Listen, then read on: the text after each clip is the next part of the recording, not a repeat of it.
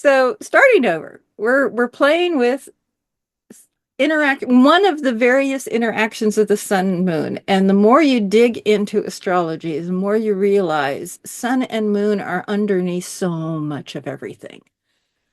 And lunar phases, declination, antisha, just all kinds of stuff. And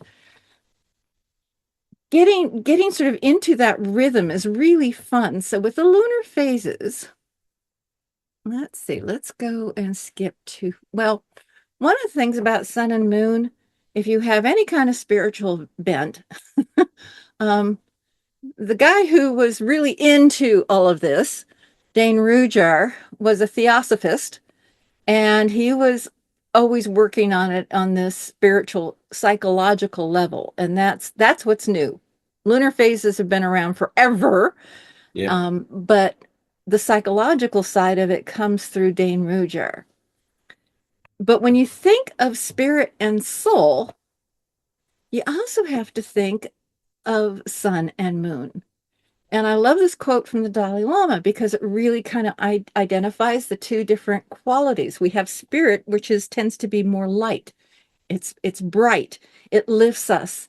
Soul is more embodied.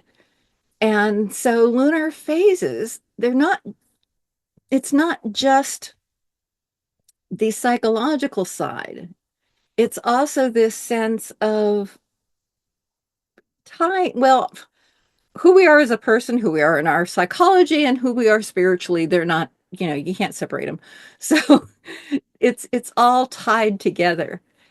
And I love kind of having that overlay when you're thinking about how these things work, because the really big method of explaining lunar phases is to use growing plants.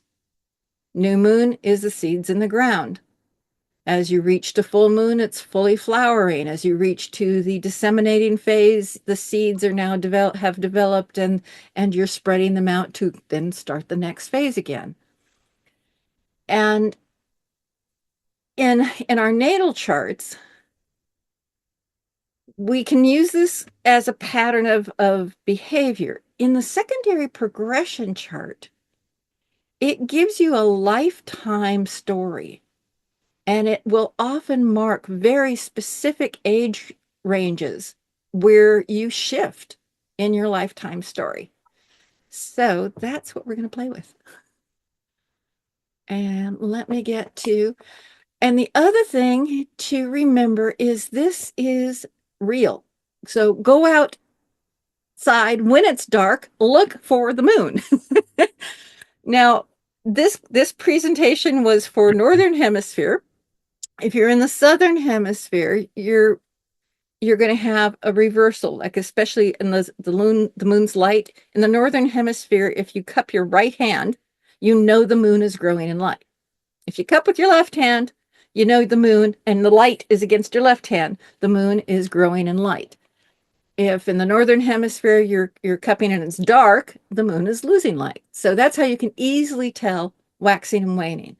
The other way is in the Northern Hemisphere, you're going to be seeing the new moon or the crescent after the new moon, about 3 or 4 hours after, 4 or 5 hours after the new moon.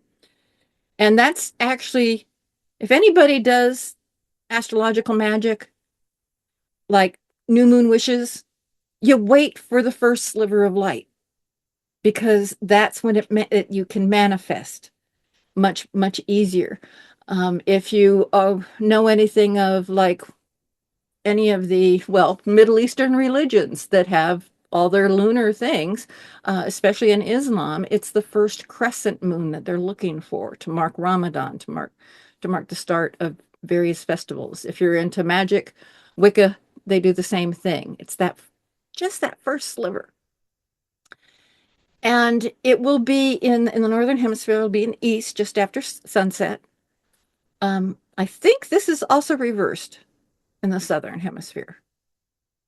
Do you know, Luke? Don't think so. I thought it was the same. Or it's the same that it's at the east where you're going to see that. Yeah, could actually, that's probably true. It's probably is the same for Actually, the that. It's new the just new this. moon the new moon is usually in the west as the sun is setting.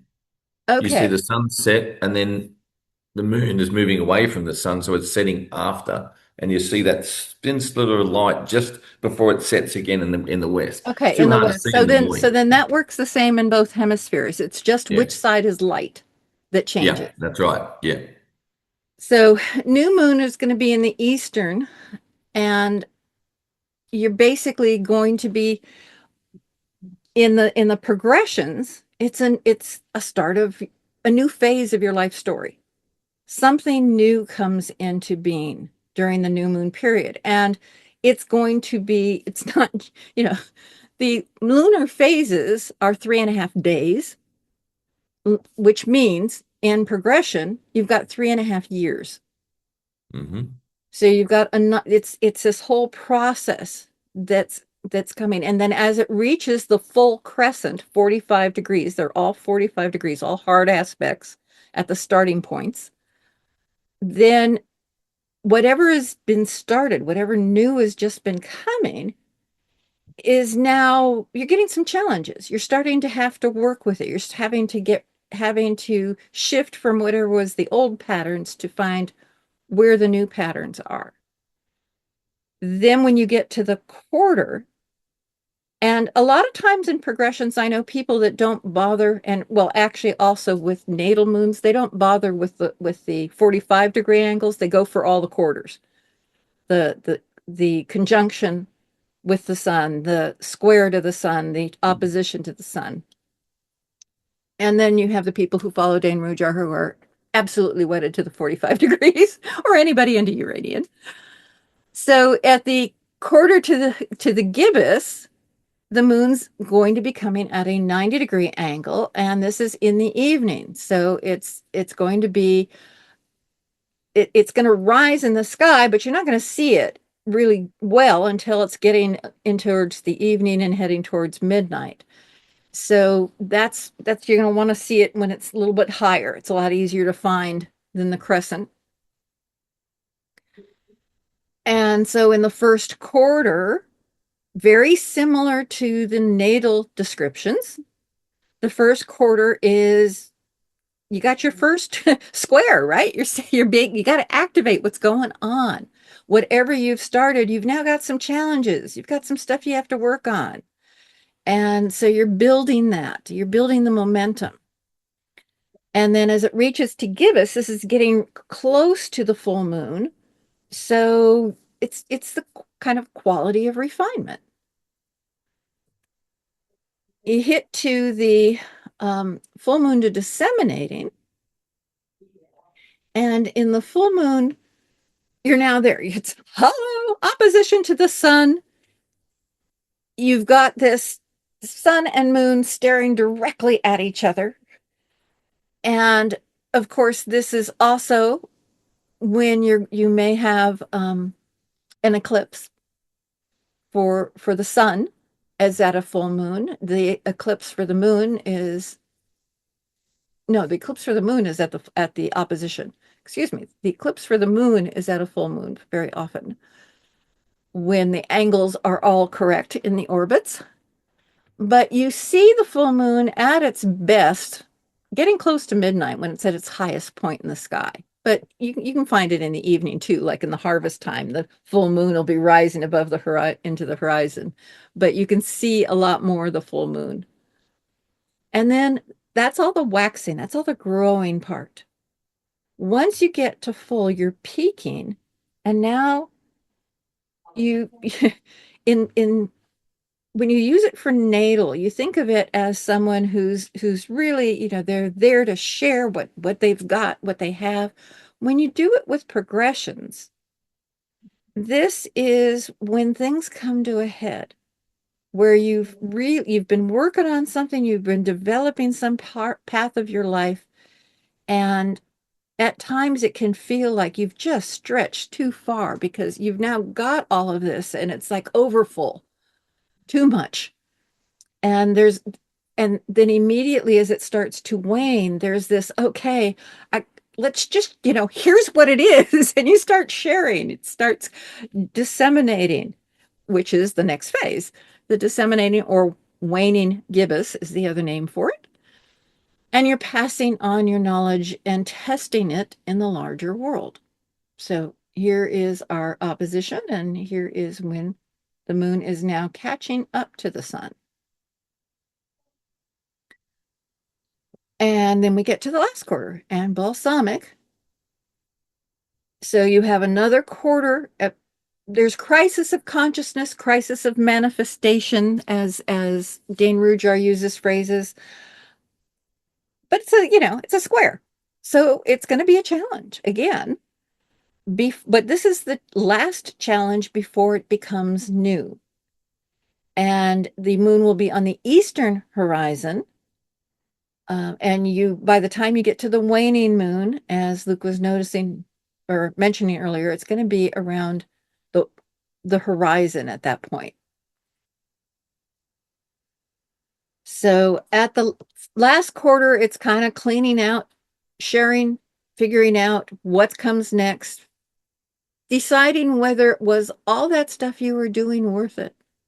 This is often sometimes when you get disillusioned with your life as in a secondary progression, that last quarter moon. It's what am I doing? I did all this stuff, and now am I really where I want to be?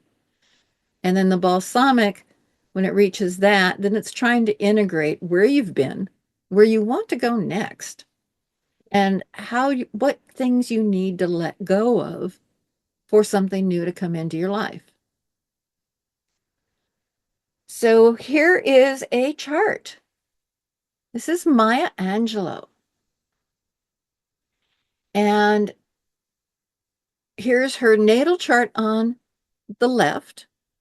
The first progression where the moon, that when she was born, you've got her this full, very close to a full moon.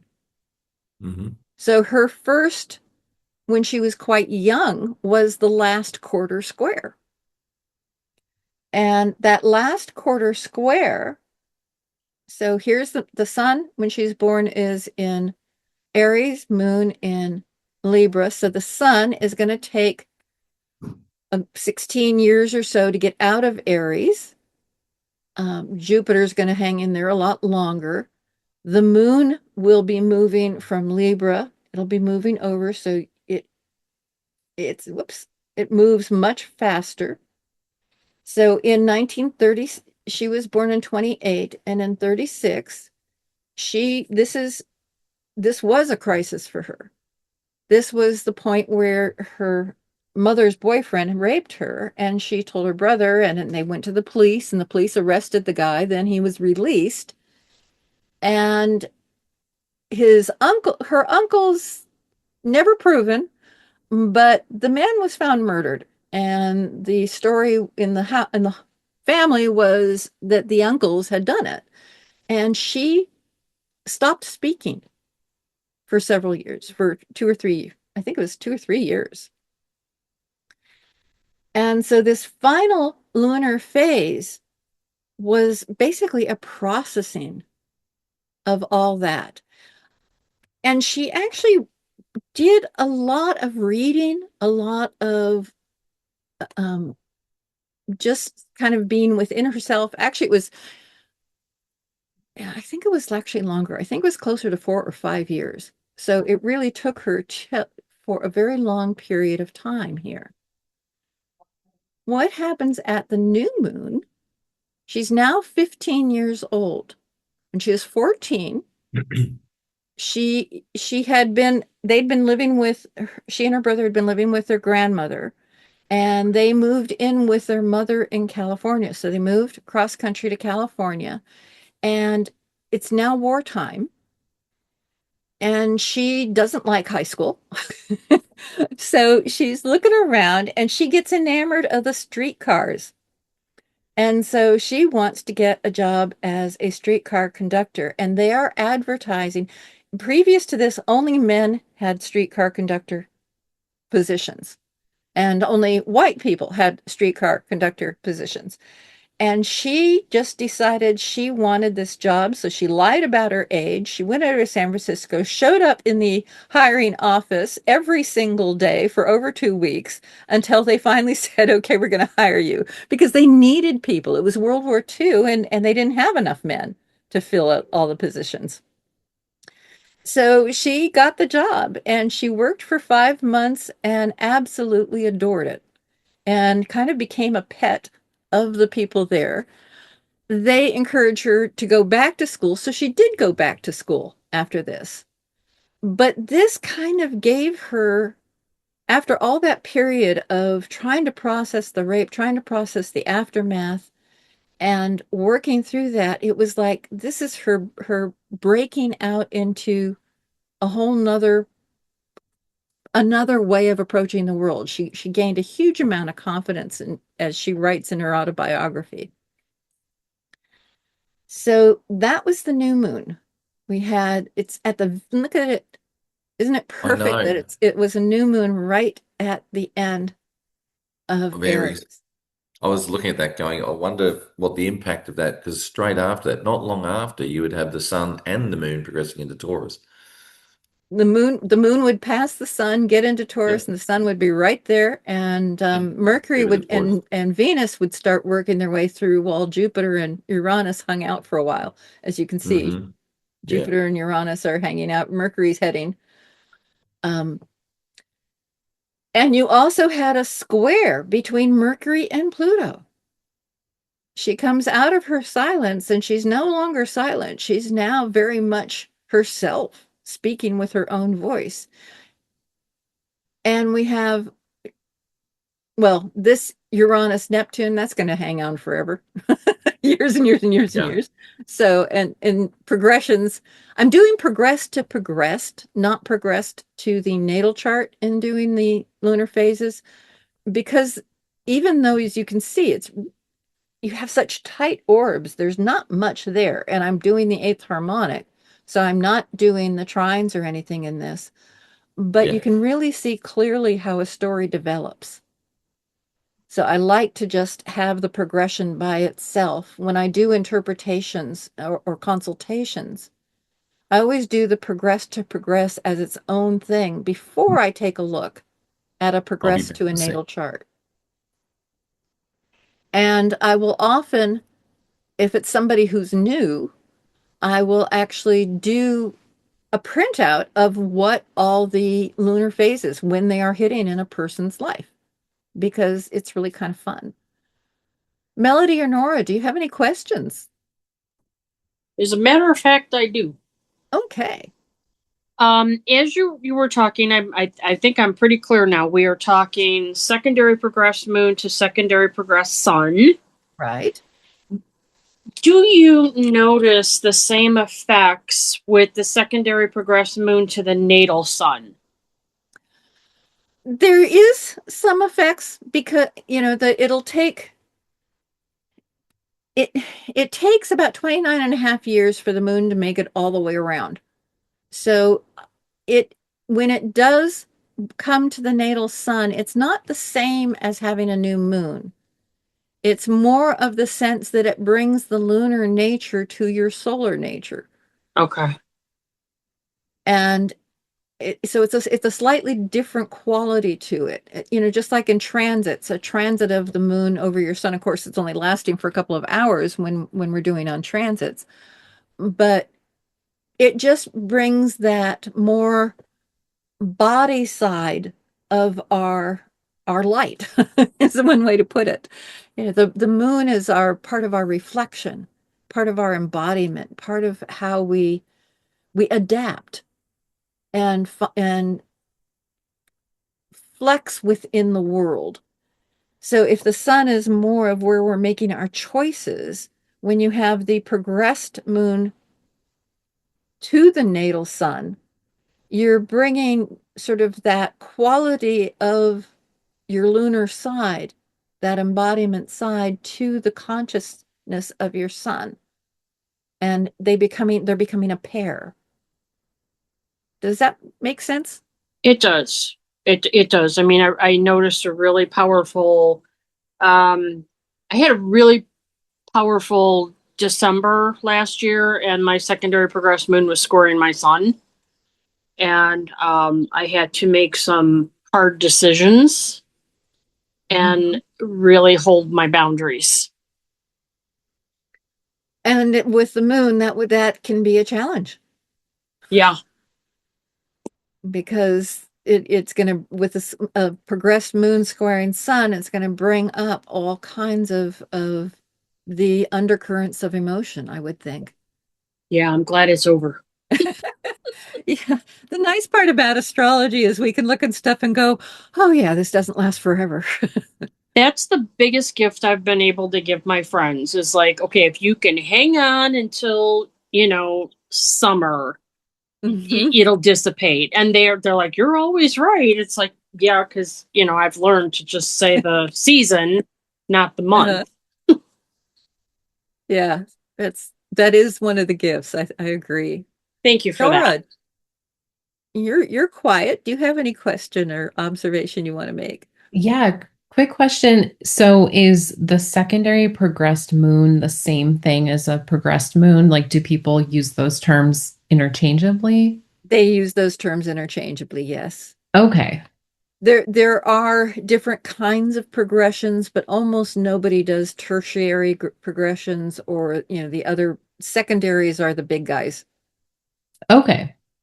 Great. And Thank you. it's a different quality with a progression than a solar arc. Oh, So what's in a solar arc, that is very much all about the sun, because the entire chart is rotating with the path of the sun. Whereas a secondary progression, all the planets are moving at their own normal speeds. Got it. Okay. Thank you. So, I mean, I treat them actually different too, because in a solar arc, I always do that to the natal chart because it's giving me event timing. But progressions, there are times I don't even get around to looking at it to the natal chart because the progression itself is being so vocal. There are times where a progression you'll have this. But the other thing to remember about secondary progressions in particular, they move very slowly, and often you'll have an event occur or a time frame of life, and you look at the secondary progression and it's like, what the heck? I don't see anything going on. But if you look at it like 2 years before, and then you start to talking to the person and you discover, oh yeah, the seeds of all of this started a couple years before, and that was actually the key point. And the secondary progression picks that up, but it doesn't pick up that actual time frame of when it manifested, which is to me the frustrating part of a secondary progression. But they're fat. I like them because I like watching the whole pattern develop.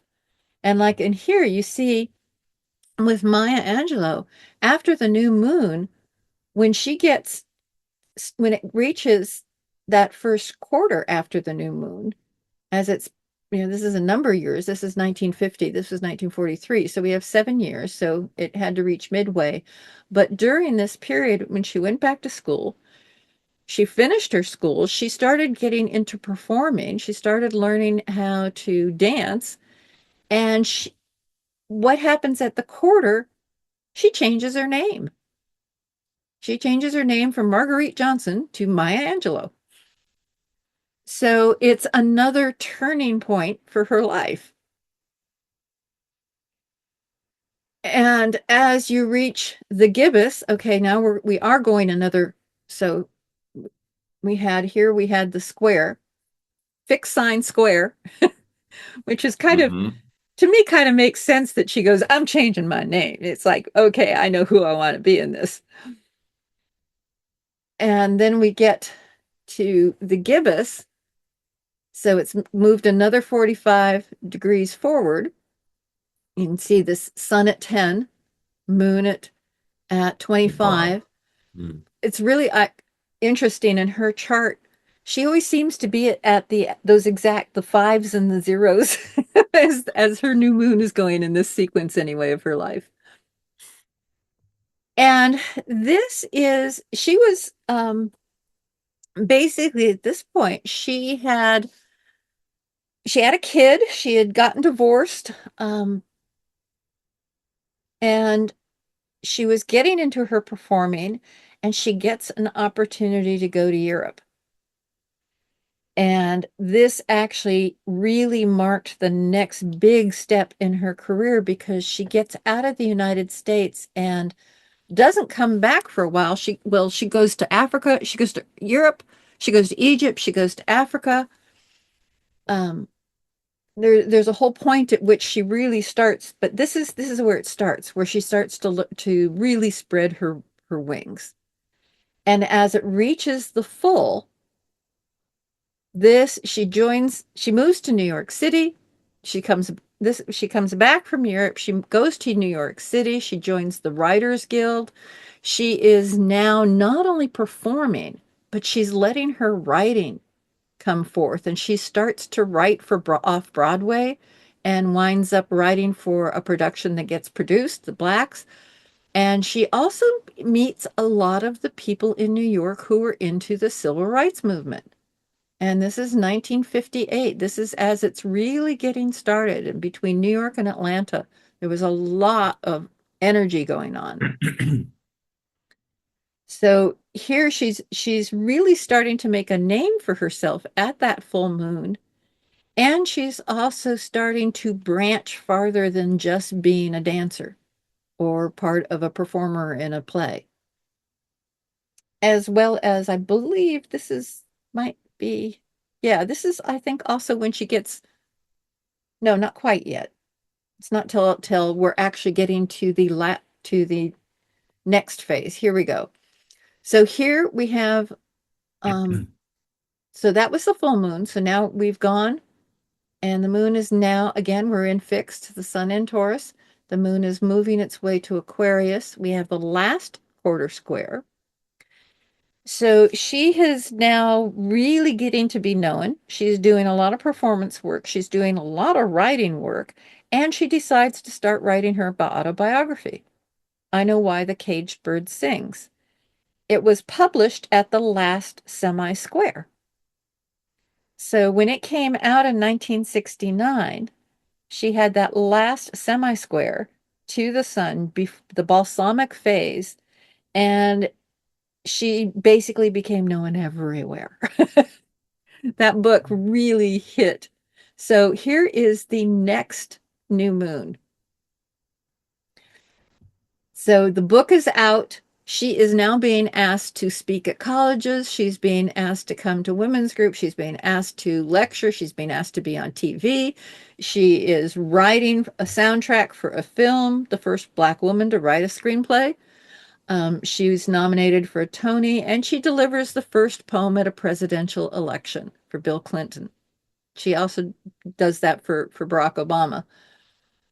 So here, look at how active this period is. She's getting Mars right there on the descendant involved. We've got the midheaven being activated. We have Saturn being activated to the moon. The moon is also sesquisquare to the ascendant, moon and sun.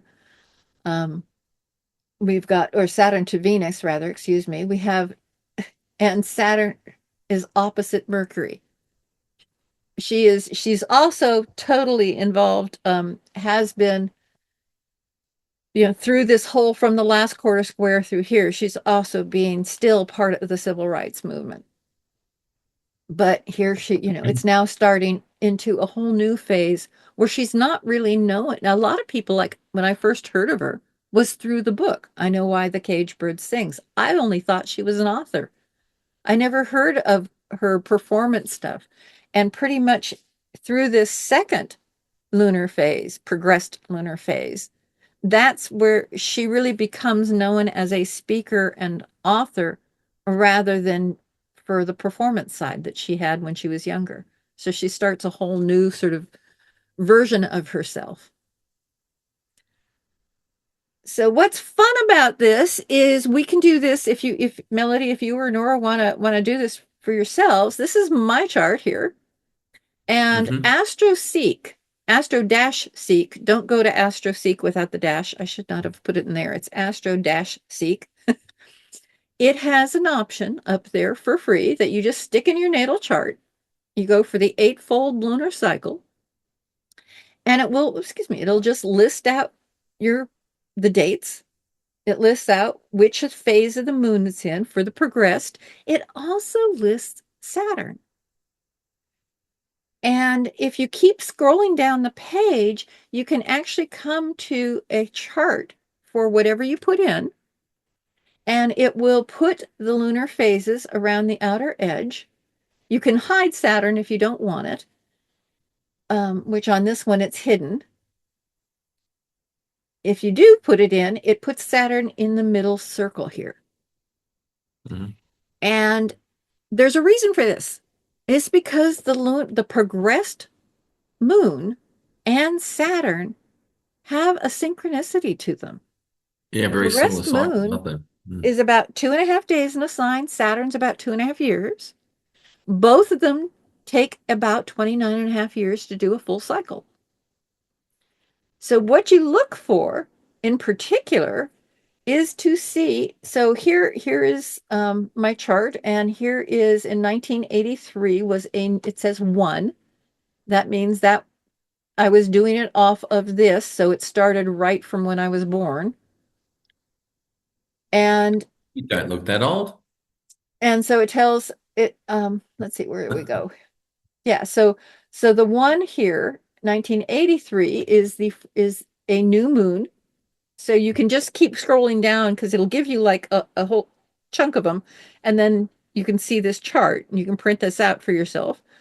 And then you can get the rest of them, but you normally don't need to do. So like for me, 1983, we had I had 2 kids. My husband and I had moved to Atlanta, moved back from Atlanta. We're starting sort of what we're doing, but we're also hitting rough patch going.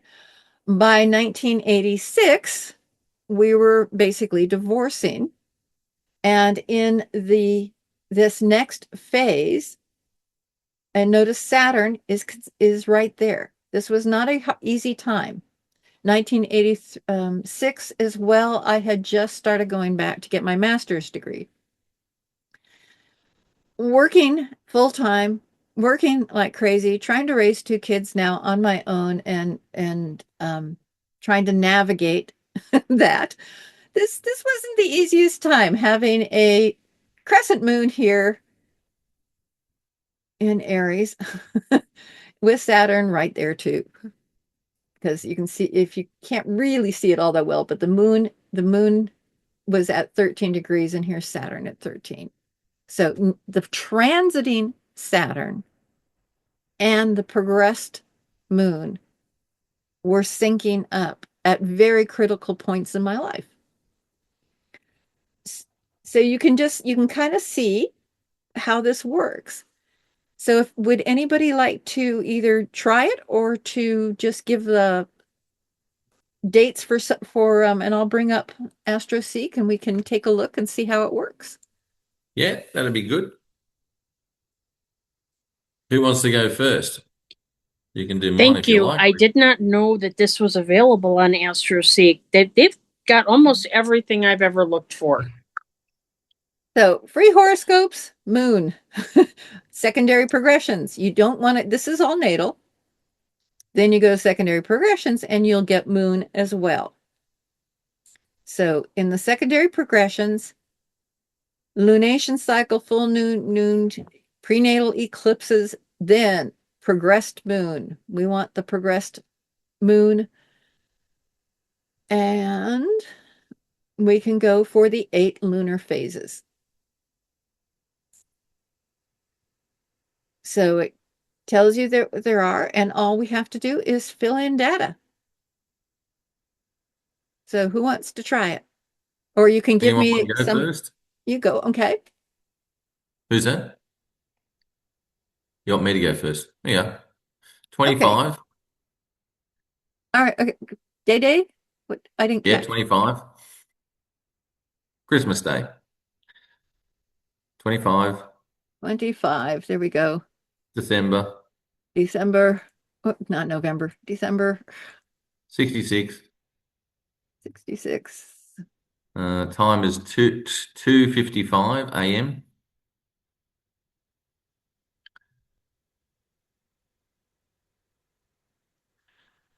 And it's Epping. See if it's going to pick it up. Epping. E with an E. No, E. No, Epping. Epping. Epping. Yeah, yeah. See, Australia, Australia, New South Wales. New New South South Wales. Wales. There we That's go. it. Yeah. For some reason, my mic is not picking, or my, So you don't want to do from 2026, or do you?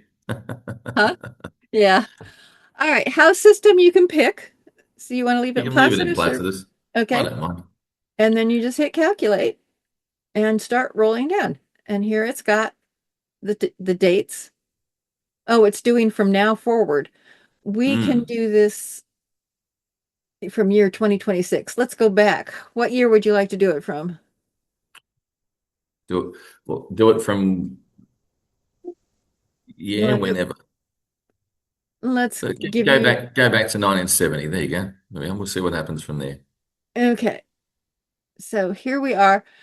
You can do a progressed with transits and progressions and all the rest of this, but the easiest thing I thought was just coming on down and seeing the visual. Here, let's shrink this a little bit. The only problem with this is that you get it for free as long as you can put up with all the ads.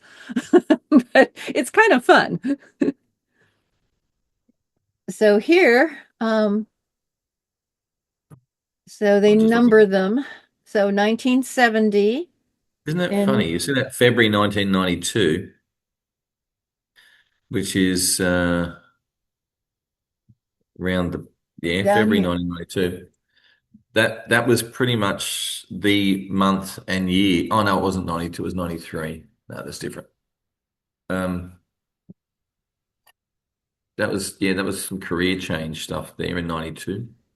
Well, the one thing about lunar phases, they're they're not so much for a specific date as they are for this You time know, frame, these couple the of one that's years. really interesting is January 1984, because that's when Okay. my father died. Ah, I so was looking for a specific, like a significant event. got it. Yeah. And this is not one of the ones that lines up with Saturn. Um, actually, it doesn't look like. Well, leave it to a Capricorn like me to have it always lining up with my Saturn, with transiting Saturn. I'm a Capricorn too. Um, yeah, But you do yes, have your sun I and your hear moon you. and your Mercury. Yeah, I know you've got a lot of Capricorn I stuff. got a lot of Um, Capricorn. yeah, interesting. So, Yeah, some of see. the stuff. Well, the other part of it is even just thinking about where you were in your life, what sort of Yeah, things that's what were I was thinking. developing. So in 1970, what's that? 1970, I was a little kid in Sydney. By 73, I'd sort of obviously about a year into being at school. By 76, I'd moved to the country. By 1980, I'd come from the country all the way back to the city. And I was, by 1984, that's when I started learning astrology. Okay. And So by in this, 1987, December, that was when I started learning astrology formally with Chris Turner. So it was at the beginning of 1988 where I went and just did the course with her. 1992, that was when I was already reading. I was doing readings, but 1992, I had a bit of a career shift. I went into a more managerial type role in okay, so another. 92 is basically getting to you've gone, here's new at this point, this fifth one Mhm. here. So this is the first crescent, this is the first quarter. 1996. Um, that year, my daughter was born at the end of 96. But and then we're back to there. And then Interesting. the Back in full would come back. So we'd have to move on yeah. another cycle. I might have a look at this at some stage later. That's great. I reckon do somebody else. Oh, hey, Robert, how are you? Hey, Fine, Robert. thanks, Luke. How about yourself? Not bad. I was so busy looking at the chart, I didn't see you pop in. Okay, does anybody else want to try it out? Nora, Melody Sure. Ann? Okay. Yeah, sure. You want to give me a time? 30, Excuse me, I didn't catch. 30. 30? Mm-hmm. June. Which month? June. Lovely June. Cancer. June. Oh, okay. Like I said, I'm 1959. 59. Alrighty. And time? Noon at 12:20 p.m.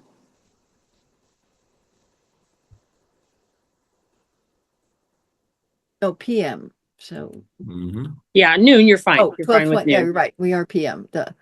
And then Okay. Cleveland. I'm sorry, I didn't catch the city. Cleveland. Cleveland, Oh, Cleveland. Okay. You haven't Ohio. moved that far then, Melody Ann. Ohio. No, I'm born and raised in Cleveland. Hmm. 1993. So we want to start with 1993? Yeah. Okay. Yeah, that's Well, when the fireworks started. all righty. Which house system? Yeah, Placidus is good for me. Okay. All right. So in 94 started a new moon. Uh-huh. That's when I changed my name. Didn't get married, just changed my name because I didn't want my father's last name anymore. Got it. So let's see what Saturn was doing along with this. So we have, where's the start of here? 94, the new moon. Okay. So Saturn is not in sync quite with that. Then we have 1998 was the first sort of let's work with everything that started at the new moon. That's when I got my dream job, was June of 1998. Okay. Then we have 2001, where that's when I left my dream job and moved into another job that I ended up staying at for 14, 15 years. So the progressed moon is at 18 degrees and your natal here is at 22. So this progressed moon in just a couple of months after it's doing that is going to be reaching Jupiter. It's a law firm. A law firm. There you go. Says it all. Working for the justice. Yeah, it was a law firm. Okay. And then 2004. That's when the boss that I put in the Bad Boss Hall of Fame came. Okay. And it looks like Saturn's there. It looks like Saturn's not far. So just before you hit this point, that it was going over your natal Saturn. And then let's see, what's that date? 2008. May that of was 2000. just after one of my best bosses joined the firm. Okay, so this is at a full moon. So this would be another potential sort of shifting point. Oh, most definitely, yeah. Okay. Then in 2012, 2012, that was the year before I got laid off from that job. So that was a rough time, and I see Saturn looks to be not too far away. 13, 14, yeah. In other words, that was a tough layoff. That one took me a year and a half to get over. 13, yeah. 13, the next time I got laid off, I was like, woohoo! This would also be making a contact. This transiting Saturn would be making a contact with Uranus by aspect.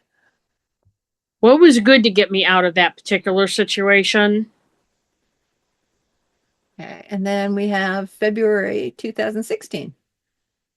Then I was at my last job before I retired.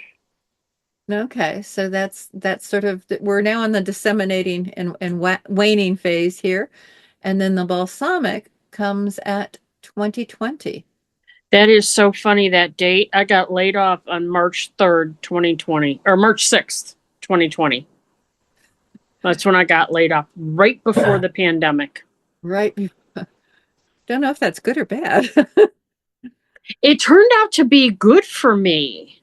Oh, good. Because that was when, at least here in the US, and I've never heard of this since because I was on unemployment, we were getting the extra $600 a week. So boy, did I stack some cash. Oh, very good. And so then, let's see, so that balsamic was 2020. So then we would have another close to 3.5 years to the next new phase. So that Yeah, would I be think I'm in the first quarter phase now, which I wasn't really clear on before. So thank you for helping me understand that. okay. Yeah, because my last new moon was, I think it was the end of 2023, and that's when I paid off my house. Okay. So another big turning point. Yeah. So that, I mean, the progressed moon is really fun, I think. Oh, it's fascinating. Yeah. Everybody wants to know when. It's like, if you need to watch your secondary progressed moon, that's going to tell you when. Mm-hmm. And I love the being able to sort of coincide it with where Saturn is landing, and then you can just I like AstroSeek for the way they do this because it Yeah. makes it easy to kind of compare really key pieces. Yeah, I love AstroSeek. They're good. They're good. Astro.com and AstroSeek, between the two of them, you can do just about anything. The only thing I haven't found yet is the moon's declination cycle on a graph other than in software. If anybody knows a place online for that one. No, this was great. Thank you. Uh-huh. Well, we are technically at our hour, although since I was late, if anybody has still another couple questions or wants to look at anything else, or I could tantalize you with what I just mentioned. Has anybody done a graphic of the moon's declination cycle? This is another place where you can see the whole path of the moon, how it I works. So think I saw one a long time ago, but it's been a while. let me tantalize you. Because I love doing stuff with the moon. And in Solar Fire, it's under the graphic ephemeris. Move this out of the way so I can get Solar Fire, drag it over to the second monitor here. Okay. So in the graphic ephemeris, it's got an option of doing declinations of the moon. And let me go pull up a chart first so we can have something to work with. Let's get Julia Childs. She's kind of a fun character. Let's go look at her graphic ephemeris for. All right, so you can do just declination of the moon for 1 year, but I love doing a lifetime declination. So here, what I'll do is I'll take her birthday, August, and I'll just do it from August 1, 1912. I'm going to give her 80 years. And the moon against your natal planets. So all the rest of it, this is built into the declination of the moon 1 year is built into Solar Fire. So if you do have Solar Fire, you can use that to start with and then pick your other things. And we're doing this as progressions, not transit. And we're going to do it as declination instead of longitude, because our regular chart is longitude. And oops, and that's going to my other monitor too. Come on, drag you over. And this is what it looks like. So you can see these peaks and valleys. And you were born, or Julia Childs was born at a time when the moon went out of bounds. The boundary line is about here for the sun. So when you have that, you get there's a 18.6 year cycle for declination of the moon, which should sound familiar since there's an 18.6 cycle for the nodes, but that's because they are in sync with each other since the nodes are created by the moon.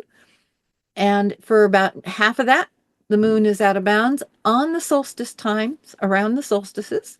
And for about half of that time, it will be quite a bit lower, and then call the lunar standstill when it reaches its maximum point, which is this pretty darn close to.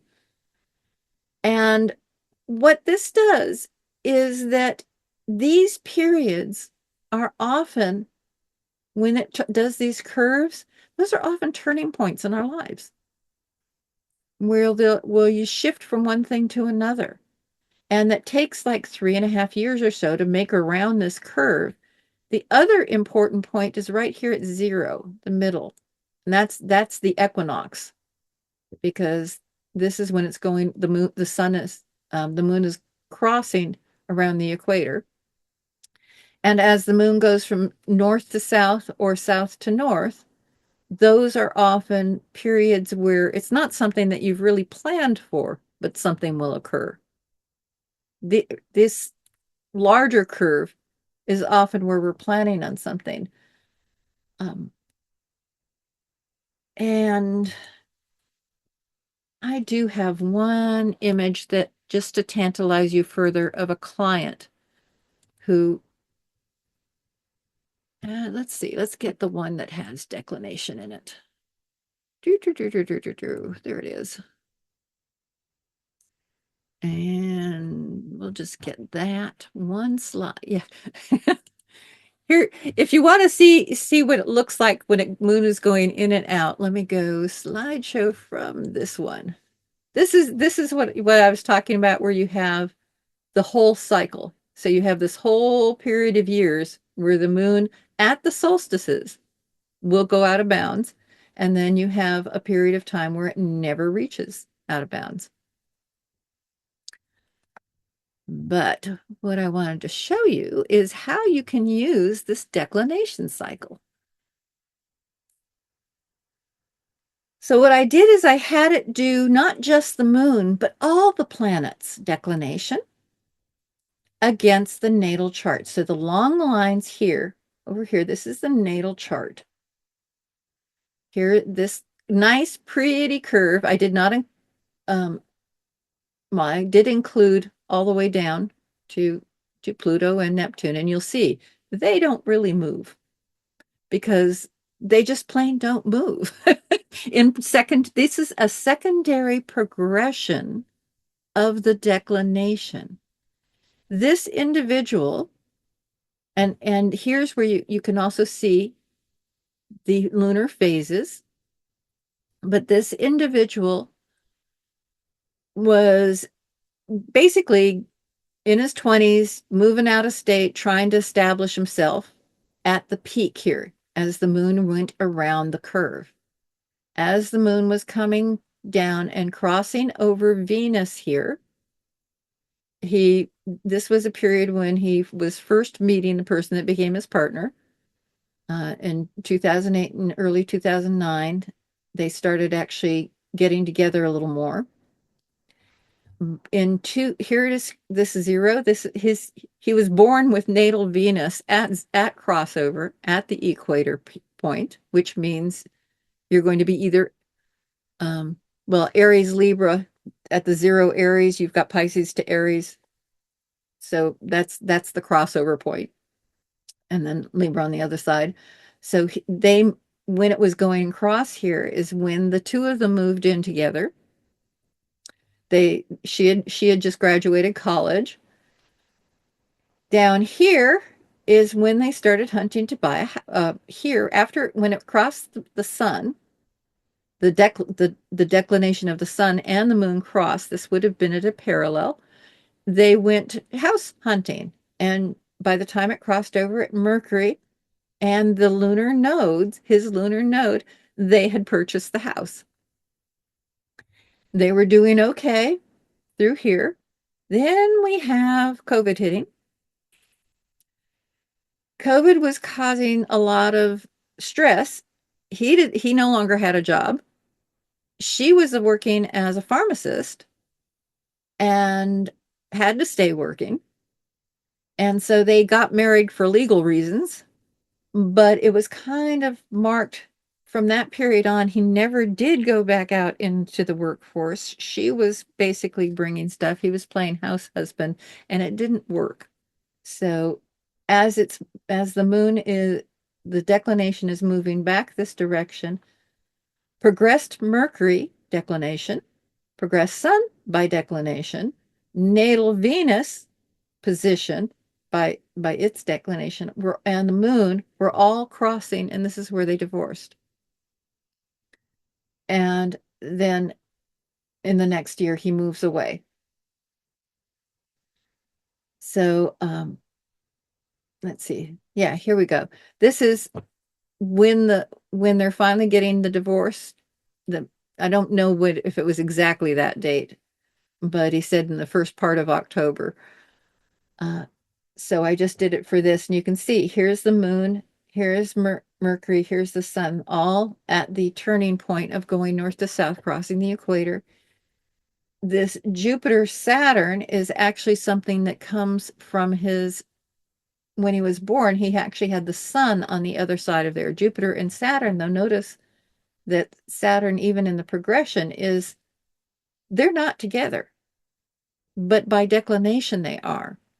So it's kind of like another aspect, similar a little, they often say it's similar to a conjunction.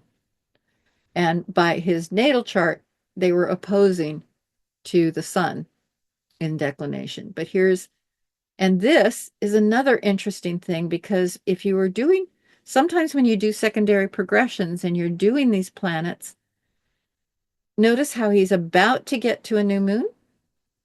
When it reached the new moon was when he was basically heading over to several states away to move again and start his life new.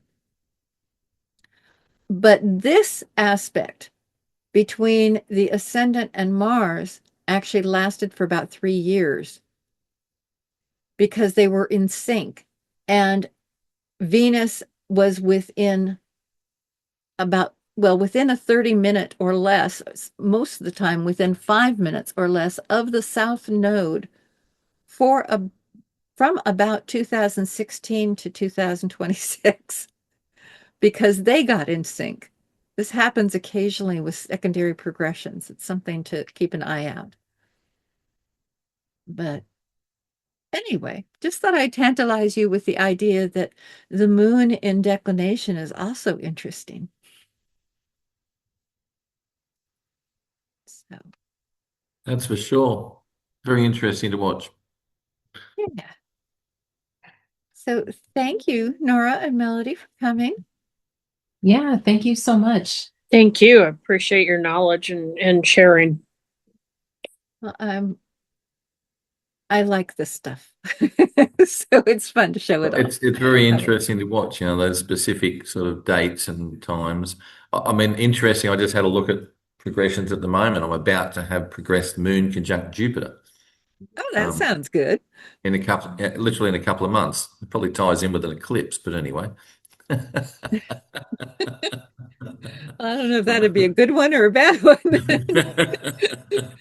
So progressed Moon conjunct my Jupiter, my natal Jupiter coming up. So I mean, eclipses, it seems like they operate two ways. Either they open the door and say, "Hey, cool," or they go, "Guess what? Whomp, this door's closed." You're out of luck. yeah, I think it happens around November, December, I think. Yeah, probably around late November. Interesting. But anyway, that'll be fun. Thank you. Anyway, Enid. a couple of new toys to play with. Yeah, awesome.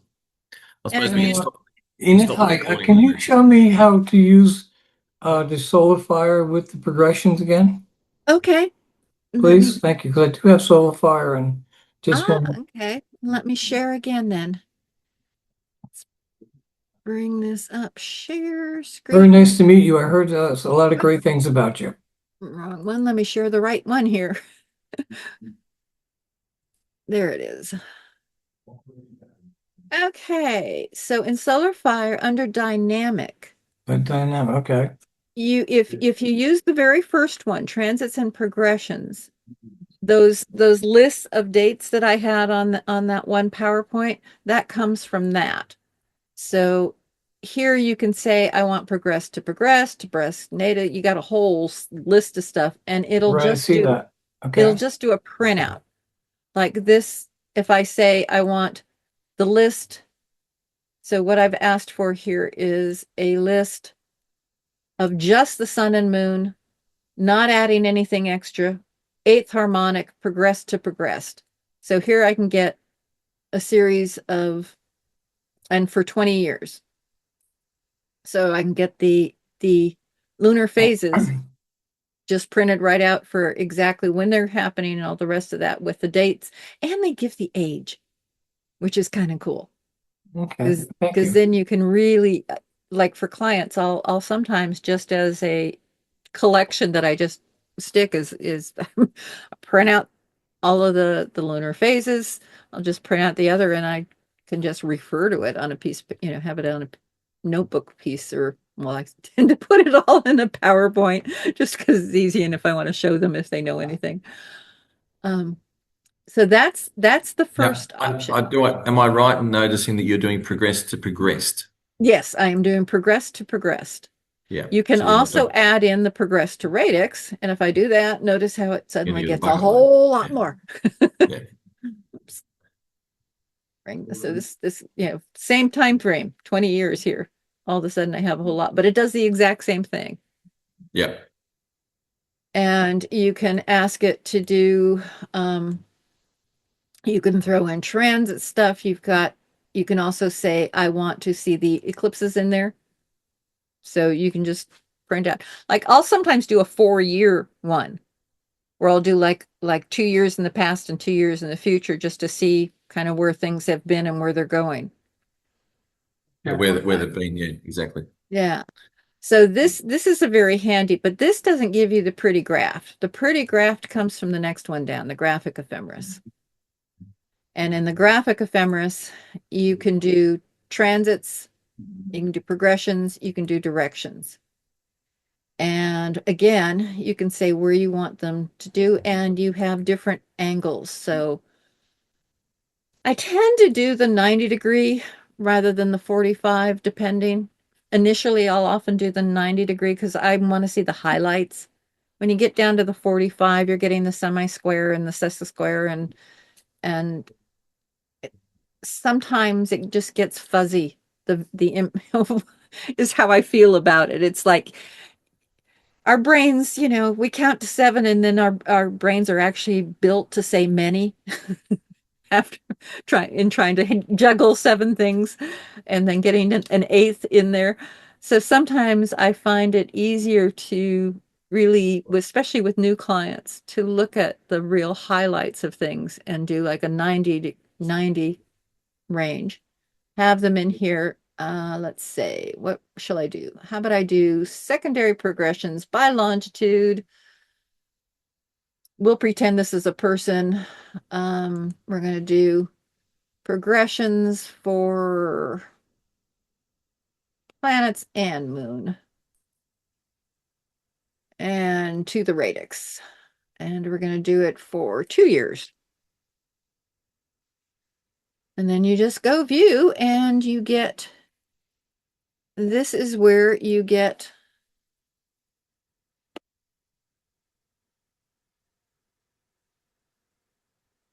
yeah, this isn't as fun. Let's do it for 5 years.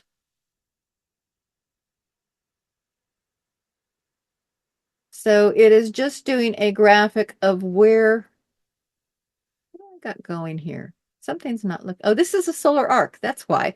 I'm going, why is everything going in straight lines? I was thinking progressions. This is a solar arc. Let's go put it into a progression. They're prettier pictures. The solar arcs, all you do is get lines. There we go. Let's get the progressions. That's better.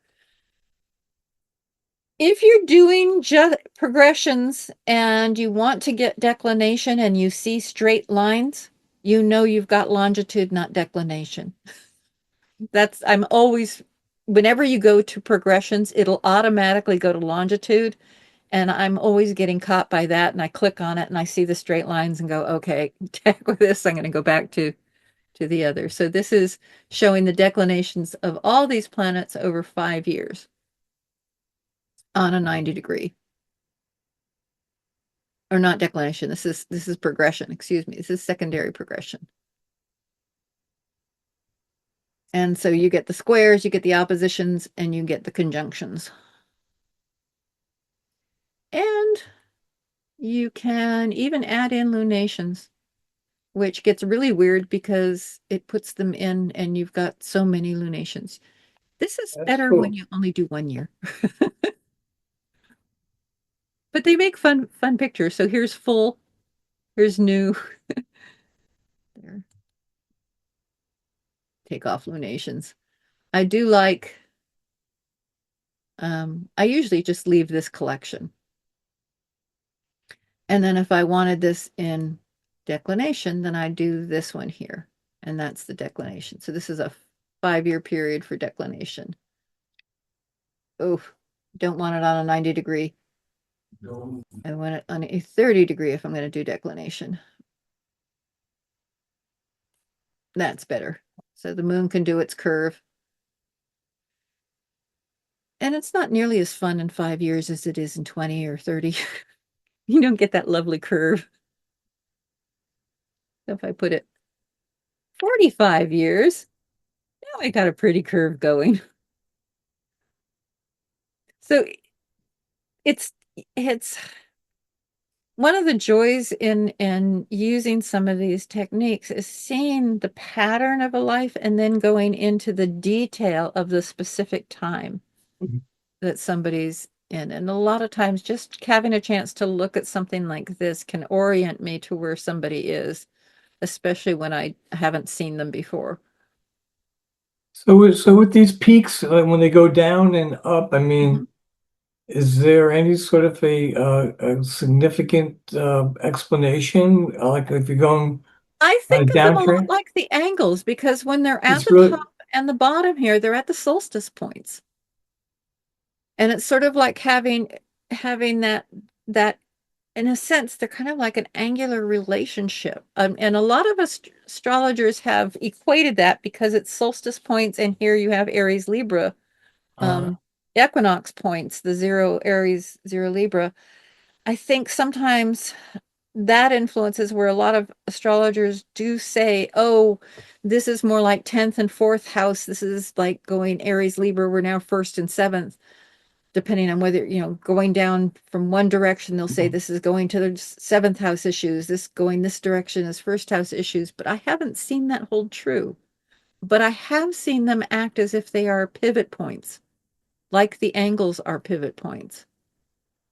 so this is specifically the progressed moon cycle right here then, correct? Yeah, this is Okay. progressed moon. And this is when you have a lot of years is when you really get to see that. All right. And this again, the dips and valleys, they do mark turning points. They do mark pivot points, but they're often points where somebody has actually planned what they're doing or they're prepared for what they're doing. That but when it hits, and that's I think because it's a little bit slower.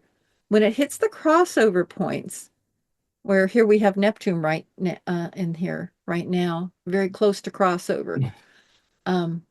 Those seem to be more of things that aren't necessarily pre-planned or figured out that you just have to cope with when they arrive, which very often does seem to be relationship, but that's because it seems like relationships to me are the ones that always throw us the curveballs.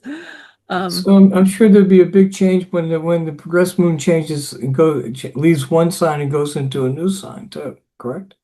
Um, yeah, there seems because you're changing rulers, you're shifting energies. Uh-huh. Um, and Does that it show in the graph like the changes the sign changes? it is showing sign changes by its position, but not in this graph. You Okay. really have to look at it in the printout.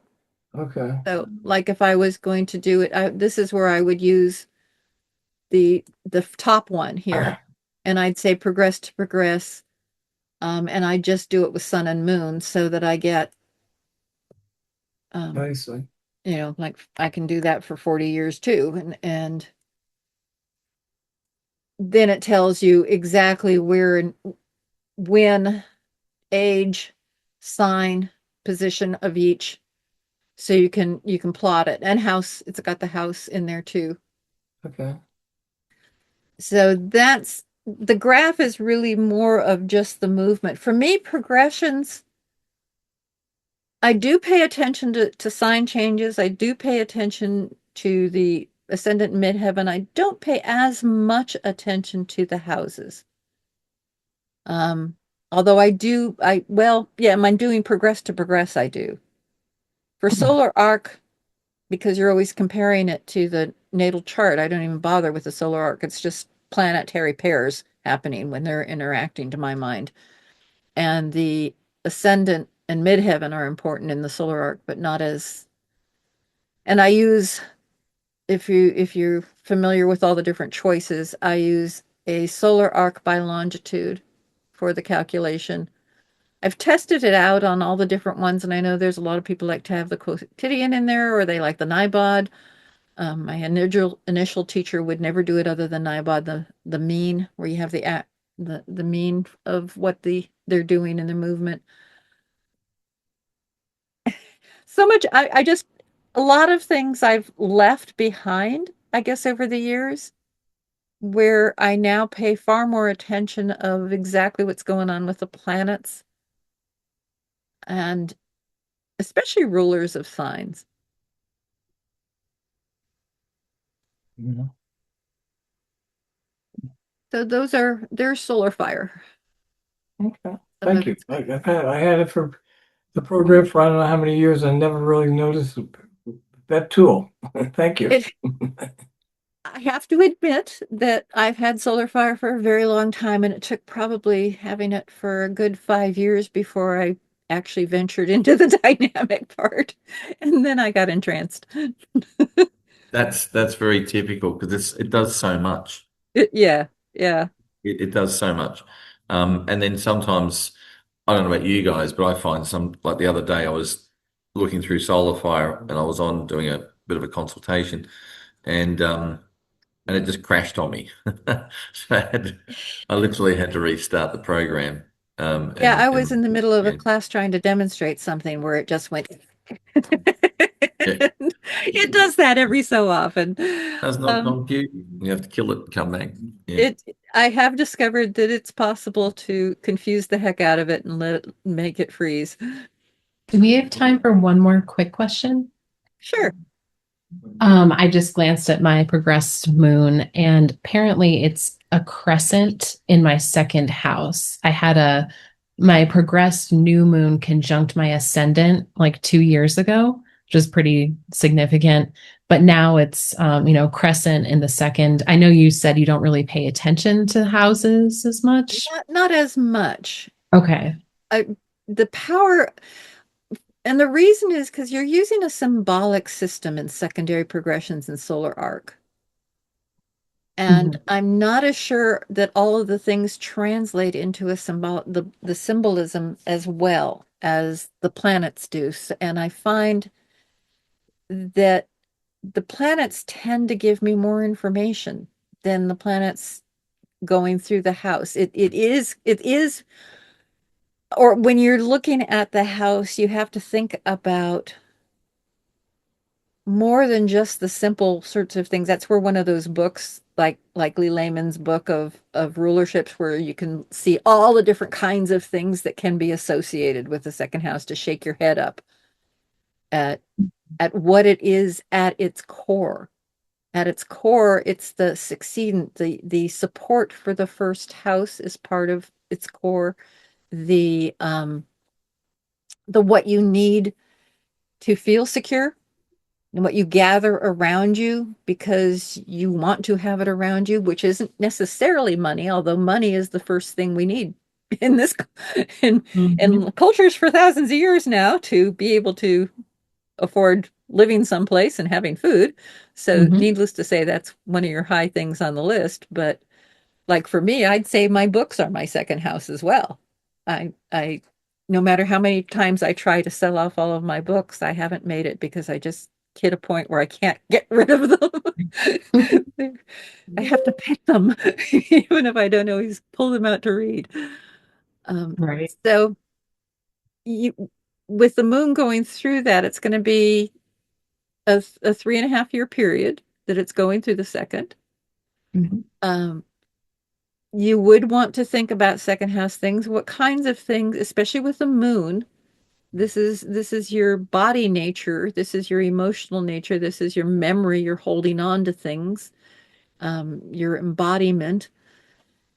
And so thinking about in reflection and what are you dreaming for, and those, all those lunar kinds of things are possible through that period of giving you information. But then what's really going to be important is, does it directly aspect within a degree some other planet? What does it do in the secondary progress chart? What does it do with your planets in the natal chart? And those are points when are trigger points. And sometimes that trigger point won't happen until a transit finishes, activates the whole thing. Mhm. Okay. Does that make sense? It does. I know it's conjunct my natal Pluto. So, Well, so you have a chance to really go deep. yep. Thank you.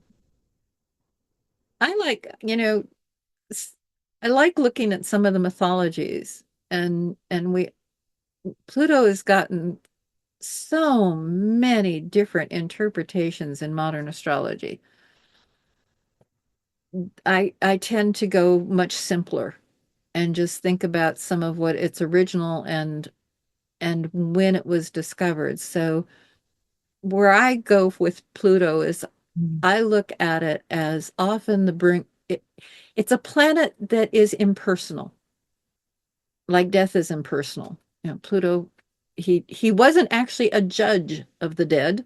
He was just, but there's gems down in the earth if you're thinking of being, because he was also a ruler of the underworld in literal sense. And so it holds to my mind, it's like it has an echo of Jupiter's truth, only this is raw truth. This is truth with total unvarnished kind of quality to it that has this impersonal force to it. And to me, that's how I see Pluto often acting, is it brings up things that you got to stay still long enough to actually look them in the face. And if you can, there's gems to be found. There's gemstones in there. If you can't, it can trigger Saturn, the other planet of the last visible compared to the planet of the last attached. Okay, thank you. That's a lot of words for it, but sometimes I don't know how to say them quickly. No, that was great. That's awesome, Enid. So, any other questions? Because I think probably you guys all need to get off to bed or go and have a night. Go and I have a need to nice get some night. dinner. What's that? You haven't even done to. Oh yeah, you're not. You're a bit I'm earlier, I'm aren't not. you? I'm still on the West Coast time, so I'm Yeah, doing that's good. right. What's up? And so for you, Robert, it must be about 9:30 at night. Is that right? Correct. Yeah. Yeah. Okay. So that's not too bad. Well, I've got an FAA meeting today. I've got to go to a chair, so that'll be Well, it was a fun. pleasure to see you again, Robert. I haven't seen you other than that other time we were all on the line together. Yes, I I, think. I like, are you gonna have, you gonna be doing any like seminars or anything like that, Edith? Well, she's been teaching. I've been teaching. I've actually been thinking of doing a couple of just quick workshops or just free webinar stuff. Okay. Yeah, sounds good. Yeah. Yeah. Enid's been teaching the professional studies module, the first one. You got a reasonable class there, haven't you? What, five Yeah. students? Yeah. Yeah. So that's and I think they're all really enjoying it. All the feedback I get, they love it. So Oh, and good. learning this sort of stuff, progressions and transits. Transits, progressions, and solar arc. A nice Yeah, threesome. yeah. So that's what that whole course is When about. you look at, when you do the solar arc and the progressions, do you look at midpoints? I do. Okay, good. Um, Sometimes I am not a total midpoint person because that's another rabbit hole that can swallow you whole. But I will do the natal midpoints, and I will often see, especially the natal midpoints between the angles in the sun and moon, to Okay. see if the solar arcs are triggering those, because those seem to be very potent points. I do treat a solar arc planetary pair when the solar arc is conjuncting a planet in particular as kind of a midpoint. So I do actually use the resource of that combination of stellar influences to Yes. to shake my head when I can't immediately come up with, what is really going on, because I love that whole, he has so many different things that he'll bring up that can make sure you Yeah. don't get stuck in a Focuses on the rut. key points. Exactly. Yeah. Um, I definitely do look at midpoints in terms of what planets are midpoints of other planets in a chart. Mhm.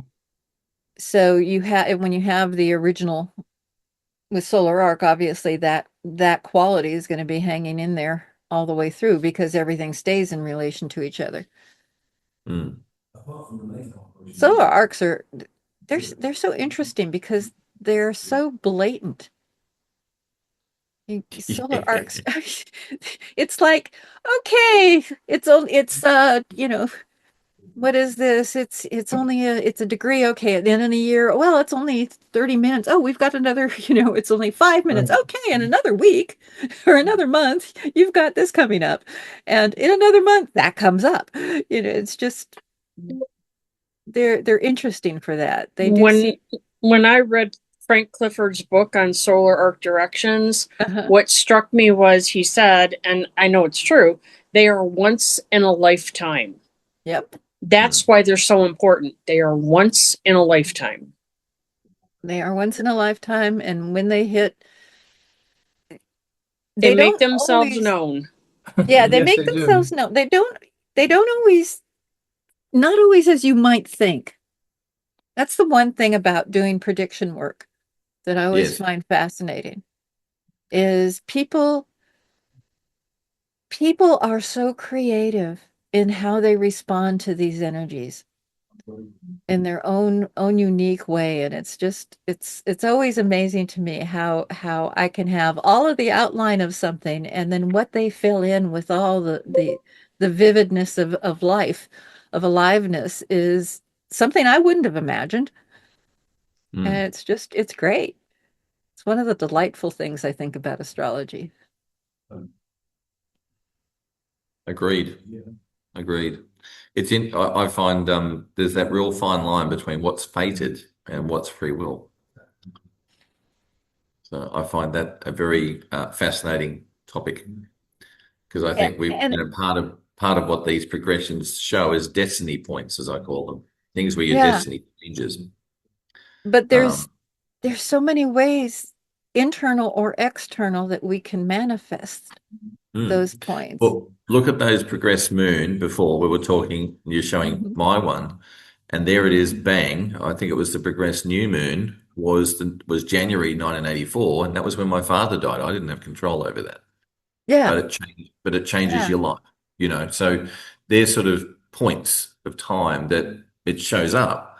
But it might not be something you have control over, but it changes things. It changes everything. Yeah. I think of the chart as a jazz piece, Yes. because there's an improvisational part and there is a set part. Yeah.